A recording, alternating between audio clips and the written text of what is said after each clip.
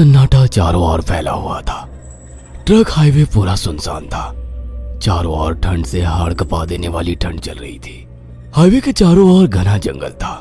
उसी हाईवे पर एक मर्सिडीज दौड़ रही थी। उसमें 3 लोग सवार थे, राहुल, निधि और उनकी 10 साल की बेटी तानिया। राहुल अपने दोस्त सैफ के घर ईद की पार्टी में शामिल होने के लिए गया था और पार्टी करके घर लौट रहा था। निधि ने मुस्कुराकर ड्राइव करते हुए राहुल से कहा, कुछ भी कहो राहुल, आज तो ईद की पार्टी में मजा आ गया। हाँ, मेरा दोस्त बहुत ही बिंदास और हंसी मजाक करने वाला व्यक्ति है। मैंने देखा उसके घर पर शहर की एक से एक बड़ी हस्ती थी, मगर फिर भी वो उन सबको इग्नोर करके हमें इम्पोर्टेंस दे रहा था। हाँ, देगा क्यों नहीं, आखिर मेरा दोस्त जो है। सच में राहुल, अमेरिका से इंडिया लौटकर बहुत अच्छा फील हो रहा है। वैसे तुम्हारा दोस्त सचिन अभी तक नहीं आया अमेरिका से? निधि की बात सुनकर राहुल चौंक कर बोला, ओह शिट यार, उसका फोन आया था कि वो इंडिया आ रहा है। उसने बोला था कि मुझे एयरपोर्ट पर पिक कर ले। निधि बहुत नाराज होगा वो। कोई बात नहीं, उससे बोल देना कि तुम्हें बिल्कुल याद नहीं रहा। और फिर तुम्हें सैफ की इनवाइट की हुई ईद पार्टी में भी तो शामिल होना था। निधि ने इतना बोला ही था कि उसकी बेटी तानिया ने अपनी माँ की ओर देखकर कहा, मुझे भूख लगी है माँ, और प्यास भी। तानिया की बात पर निधि ने बुरा सा मुंह बनाकर उसकी ओर देखकर कहा, पार्टी में तो इतना खाया था तुमने, फिर भी भूख लगी है? निधि की बात पर तानिया ने मासूम सा चेहरा बनाकर कहा, कोई बात नहीं मम्मी, मुझे पानी ही पिला दीजिए। कितनी बार बोला है मुझे मम्मी मत बोला करो। पानी अभी नहीं है, आगे जाकर कोई शॉप पड़ेगी तो बोतल खरीद के दे दूंगी। निधि की बात पर राहुल ने मुस्कुराकर कहा, छोटी बच्ची है निधि, इतना नाराज होना सही नहीं है। राहुल ने इतना कहा ही था कि अचानक एक काली परछाई राहुल की कार के सामने आकर खड़ी हो गई। राहुल के पैर अचानक ब्रेक पर पड़ गए। गाड़ी तेज रफ्तार में थी। ब्रेक अचानक लगने से पलटते पलटते बाल बाल बची थी। राहुल के चेहरे पर भयानक ठंडी में भी पसीने की बूंद टपकने लगी। वो दोनों कार से बाहर निकल आए। निधि ने डरते हुए कहा, आखिर कौन था ये? ऐसा लगा जैसे कि कोई भयानक काली परछाई मेरे कार के सामने आकर खड़ी हो गई हो। वो दोनों काली रात के सन्नाटे में इधर उधर देखने लगे। तभी निधि को एक घने पेड़ के पास 2 चमकीली हुई आंखें दिखाई दी। उसकी आंखें बिल्कुल भेड़ियों की तरह लग रही थी। निधि ने चीखते हुए राहुल से कहा, राहुल देखो कौन है वो, जल्दी से गाड़ी में बैठो, मुझे बहुत डर लग रहा है। राहुल ने उस तरफ देखा तो उसके रोंगटे खड़े हो गए। वो दोनों गाड़ी के अंदर बैठने ही वाले थे कि अचानक एक अजीब सा चेहरा वाला भयानक सा आदमी बिजली की रफ्तार से उनके सामने आकर खड़ा हो गया। राहुल ने देखा कि उसका चेहरा बिल्कुल सड़ा हुआ था और उसकी आंखें भेड़िए की तरह चमक रही थी।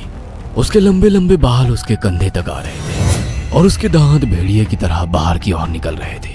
हाथों की जगह नुकीले पंजे थे। राहुल को देखकर अजीब से अंदाज में हंसने लगा, मगर जैसे ही राहुल की नजर उसके कपड़ों पर गई, राहुल की आंखें फटी की फटी रह गई। वो हकलाते हुए बोला, भाईजान, भाईजान, मुझे माफ कर दो, मुझे छोड़ दो। राहुल ने इतना कहा ही था कि अचानक उस अजीब से दिखने वाले भयानक आदमी ने अपने पंजों से राहुल की गर्दन कसकर पकड़ ली और एक ही सेकंड में उखाड़ कर जमीन पर फेंक दी। राहुल के धड़ से लाल रंग का खून का फुहारा फूट पड़ा। इस भयानक मंजर को देखकर निधि के गले से एक जोरदार चीख निकल गई। निधि इससे पहले भागती कि अचानक उस भयानक दिखने वाले आदमी ने निधि को पकड़ लिया और अपने नुकीले पंजे उसके पेट में गड़ा दिए और उसकी अतड़ियां बाहर निकाल दी। निधि की एक दिल दहला देने वाली चीख सन्नाटे को चीर गई। अचानक हवा का एक बवंडर उठा और वो भयानक सा दिखने वाला व्यक्ति देखते ही देखते बवंडर के साथ गायब हो गया। तानिया ने डरते डरते निधि के मोबाइल से पुलिस और सैफ को बुला लिया और कुछ ही देर में वहां चारों ओर पुलिस की गाड़ियां थी। पुलिस ने राहुल के दोनों दोस्त सैफ और सचिन को वहीं बुला लिया। इंस्पेक्टर अर्जुन ने दोनों से कहा, मैंने ऐसी हत्याएं अपने करियर में कभी पहले नहीं देखी। ये काम तो ना किसी जानवर का लगता है, ना ही किसी इंसान का। सचिन कपकपाती हुई आवाज में बोला, आप कहना क्या चाहते हैं? कुछ कह नहीं सकता। जिस किसी ने भी इन दोनों को मारा है उससे एक बात तो साबित होती है कि वो इन दोनों से हद से ज्यादा नफरत करता था। अब सारी सच्चाई तो ये बच्ची ही बता सकती है। इतना बोलकर इंस्पेक्टर अर्जुन तानिया के पास चला गया, जो बेहद डरी हुई थी। तानिया ने आंखों देखी सारी घटना इंस्पेक्टर अर्जुन को बता दी। तानिया की बात सुनकर इंस्पेक्टर अर्जुन कंफ्यूज चेहरा लेकर मोबाइल पर किसी से बात करने लगे। सचिन इंस्पेक्टर के पास आ गया और सैफ भी डरता हुआ इंस्पेक्टर अर्जुन के पास आकर बोला, क्या हुआ इंस्पेक्टर? तानिया ने क्या बताया? उसने जो बताया वो काबिले यकीन नहीं है। उसकी बात पर किसी भी तरह से यकीन नहीं किया जा सकता। फिर भी कुछ तो बताया इंस्पेक्टर। हाँ, उस बच्ची के मुताबिक एक भूत ने निधि और राहुल को बड़ी बेदर्दी से मारा है। इंस्पेक्टर की बात सुनकर दोनों बुरी तरह से चौंक गए। क्या मतलब है इस बात का? बच्ची बेहद डरी हुई है। हम आगे की तफ्तीश जारी रखेंगे। निधि और राहुल तो चले गए, अब तानिया को मैं रख लूंगा। नहीं, राहुल मेरा अच्छा दोस्त था। तानिया अब मेरे साथ रहेगी। देखिए, बच्ची के माँ बाप अब इस दुनिया में नहीं है और आप दोनों भी शादीशुदा है। मुझे नहीं लगता कि आप दोनों बच्ची की सही से देखभाल कर सकते हैं। मेरी कोई औलाद नहीं है। मैंने अपनी पत्नी को फोन कर दिया है, वो भी IPS ऑफिसर है। ये बच्ची आज से मेरे साथ रहेगी। उसका मासूम चेहरा मेरे दिल में उतर गया है। अब तुम दोनों जा सकते हो। पूछताछ के लिए मैं जब भी तुम्हें बुलाऊं तुम दोनों आ जाना। इंस्पेक्टर ने ये बात बोली ही थी कि अचानक वहां पर मौसम बदल गया। चारों ओर काली घटाएं छा गई और एक भयानक बवंडर उठा और देखते ही देखते सब पुलिस वालों के सामने वो भयानक चेहरे वाला आकार सबके सामने खड़ा हो गया। उसको देखकर सबके रोंगटे खड़े हो गए। देखते ही देखते उसने अपने भयानक पंजे सैफ की आंखों में डालकर उसकी आंखें निकाल ली। सैफ ने चीखते हुए वहीं दम तोड़ दिया।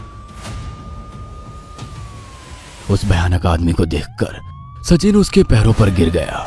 तुम तो भाईजान से कपड़े पहने हो। मैं समझ गया, तुम भाईजान हो।